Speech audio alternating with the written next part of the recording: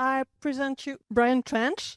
He is a regular as a speaker and attendee of the Robert Boyle Winter School.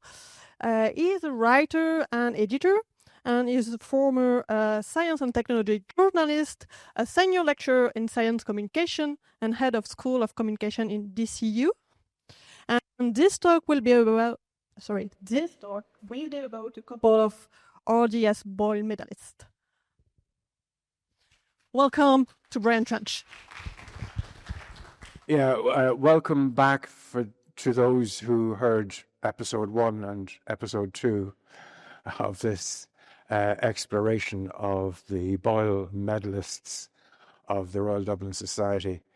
I got interested in them as a member of the RDS Library and Archives Committee in terms of what the awards of the medal meant, revealed about the community of scientists in the early 20th century in particular. I've spoken earlier, 2 years ago, about 3 of the winners from the 1910s, I think, and then about 3 of the winners from the 1920s, and now today, 3 winners from the 1930s. John Purser Griffith, who was awarded the medal in 1931. That year is a significant year, by the way. That was the bicentennial of the Royal Dublin Society, which I'll refer to in a moment, which means we have the tricentennial coming up in 5 years' time. John Purser Griffith in 1931, Patrick Aloysius Murphy in 1933, and Joseph Riley in 1939. And the very alert among you who remember the names of the early winners of the medal that I referred to in previous talks will remember names like Pethybridge, Adonai, Stoney, Preston, Jolly, and now we have a Murphy and a Riley. And what I think we're seeing here is the kind of slow, slightly reluctant transition of the Royal Dublin Society, under the patronage of the King, by the way, all through the 1930s, into an institution of the Irish Free State and subsequently of the Irish Republic. So Murphy and Riley are the first 2 winners of the Boyle Medal to have gone through the Catholic school system, rather than the Protestant school system in Ireland or the English or Welsh school systems. And not only that, they were of a different class from the winners, the other winners of the first 10 awards, roughly, from 1899 up to 1920, roughly speaking. Murphy was the son of a farmer, and Riley was the son of a policeman. More typically, Boyle Medal winners and luminaries of the Royal Dublin Society in general were of Anglo-Irish background or Protestant professional middle-class background. That's the case for John Purser Griffith, born in 1848, died in 1938, and he was an RDS veteran of long service. He was vice president of the Society for over a decade, and he was in that position as vice president of the Society when, at the special bicentennial meeting in 1931, he was awarded the Boyle Medal. I draw your attention to that because, as I did note in previous iterations, service to the RDS appears to have been, at least in this early phase of the Boyle Medal, at least as important a criterion for receipt of the medal as service to science in general, achievements in science in general. I did also say on previous occasions that one criterion for being awarded the Boyle Medal was having a moustache. All of the pictures I had were of men with moustaches. One reason I don't have slides today, I actually did prepare a presentation, but I decided not to bother. But I'm actually missing a picture of Riley and a picture of Murphy, so I don't know what facial hair, if any, they had. So maybe that's another distinguishing characteristic. Not only were they Catholic of lower social class background, but maybe they had no moustaches. Anyway, John Purser Griffith had lots of facial hair, and the citation to him when he was receiving his award noted of the innumerable directions in which his wide and wise charity has led him to expend himself, his energy and his means, he would not wish us to speak, and to most of those who have the honour of knowing him, some of these activities are known.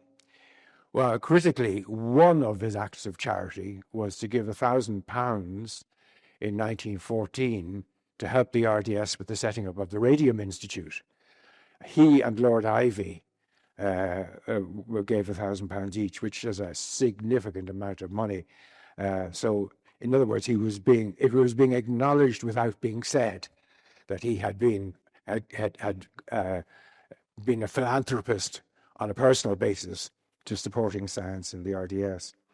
Anyway, none of this takes away from the fact that he did have great achievements and status as an engineer. He's been described in a biography as a kind of father of Irish civil engineering. He served as president of the Institution of Civil Engineers of Ireland in the late 1880s.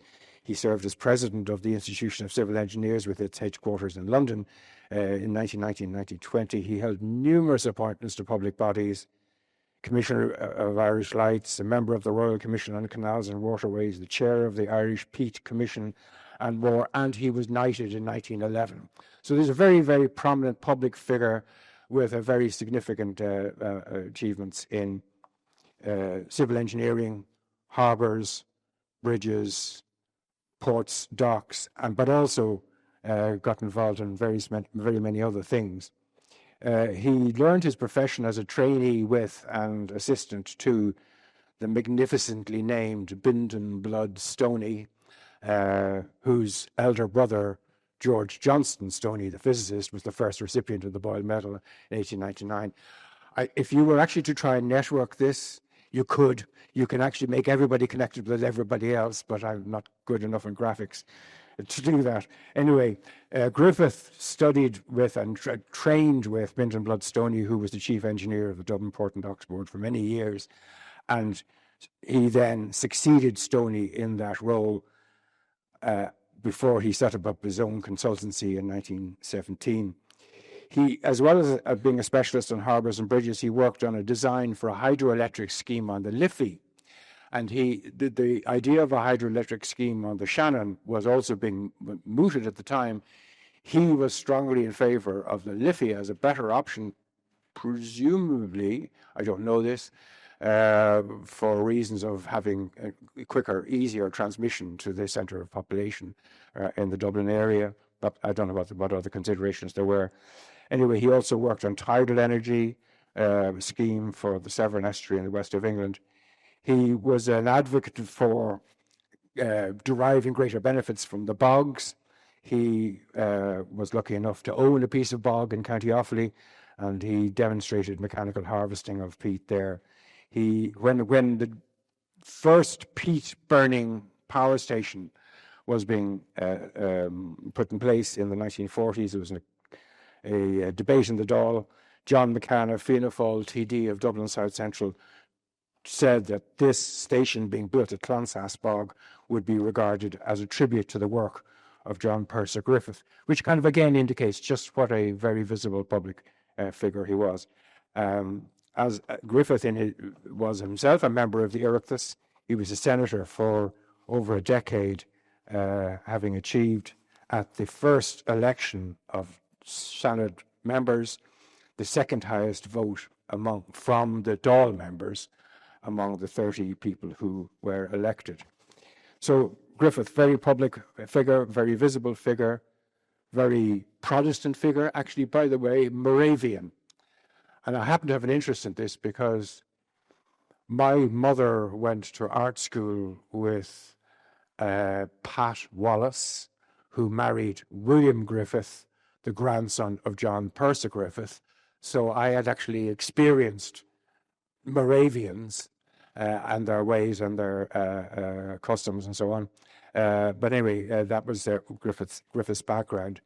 And because you're going to ask me anyway, Sarah Purser, the artist, was his niece.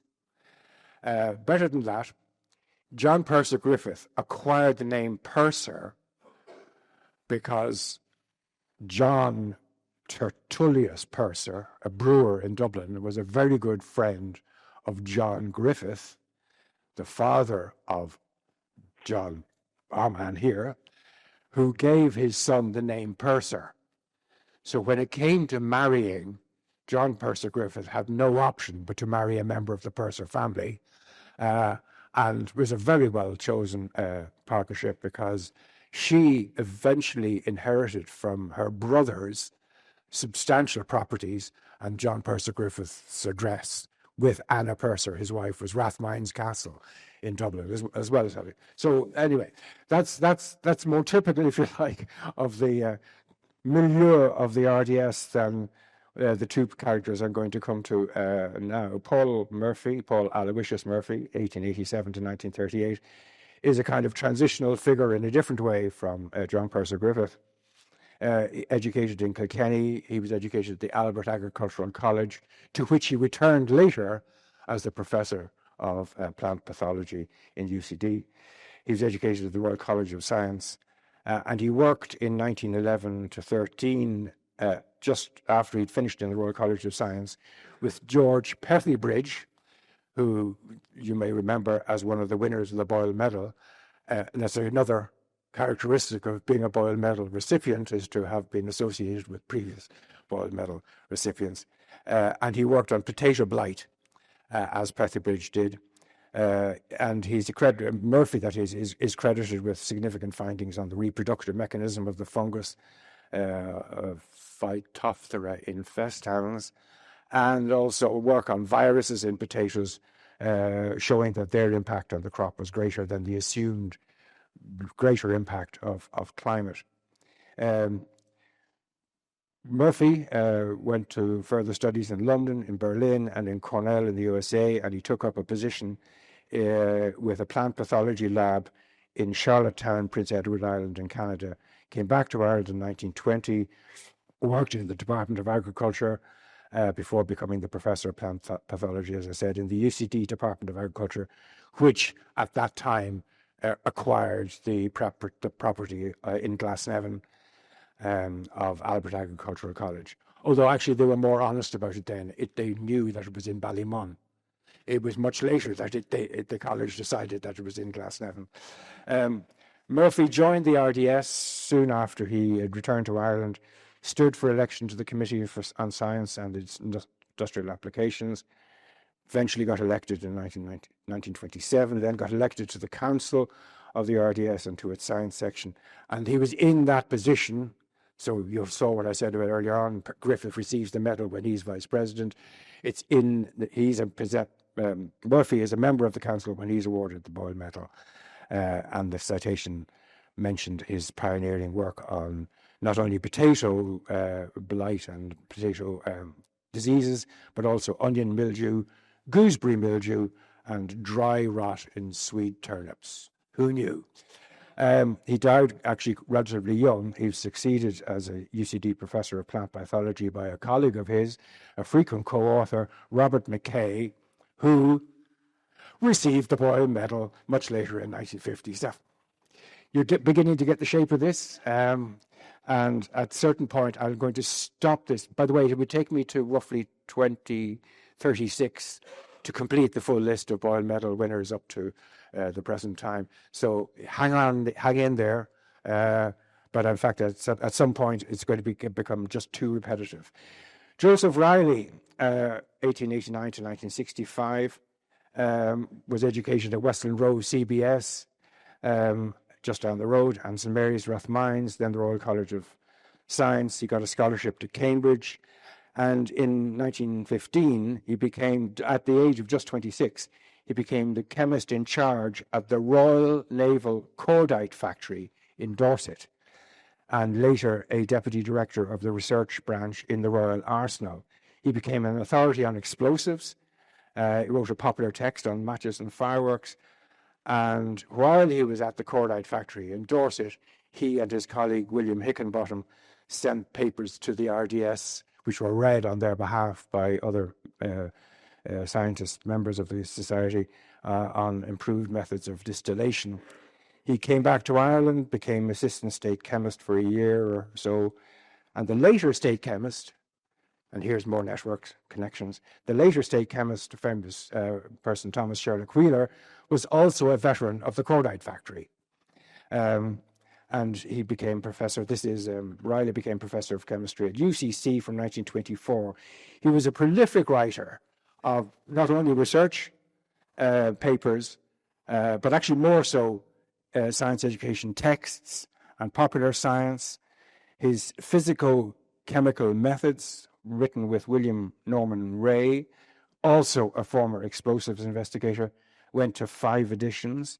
He also wrote an introduction to general practical chemistry, an introduction to inorganic chemistry, a student handbook on quantitative chemical analysis, books, pamphlets, articles on vegetables, fruits, and other foods, on industrial uses of natural resources, particularly peat, Griffith and peat, Riley and peat, and actually many others associated with the RDS scientific community interested in the qualities and possibilities of peat.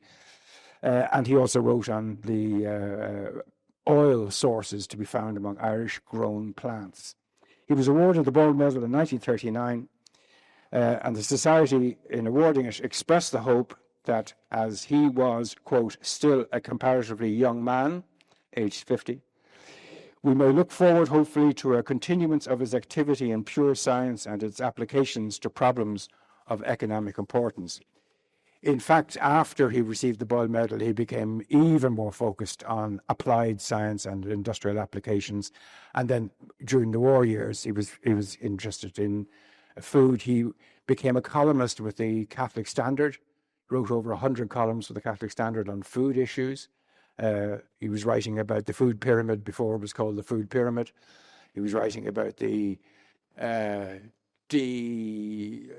removal of vitamins from wheat by its being processed to flour, and he published booklets on milk and milk products with the support in the form of afterwards and forwards from his university president, the flamboyant, extrovert, disputatious and dynamic, pugnacious and polemical Alf O'Reilly, a physicist but who was also an extraordinarily contrarian, controversial columnist for the Catholic Standard. There is a photograph or a picture of Murphy available, but I haven't been able to see it yet, and I've written to UCC asking if they can send me it, an image of it. It hangs in the chemistry department, where in the chemistry department they award every year to the best of their final year students a Riley Medal. So Riley has probably a higher profile than Murphy, and all 3 of the characters I've just mentioned are all covered in the Dictionary of Irish Biography. They're not covered in other kind of books that gather together the 50 most important innovators, the 50 most important scientists and engineers.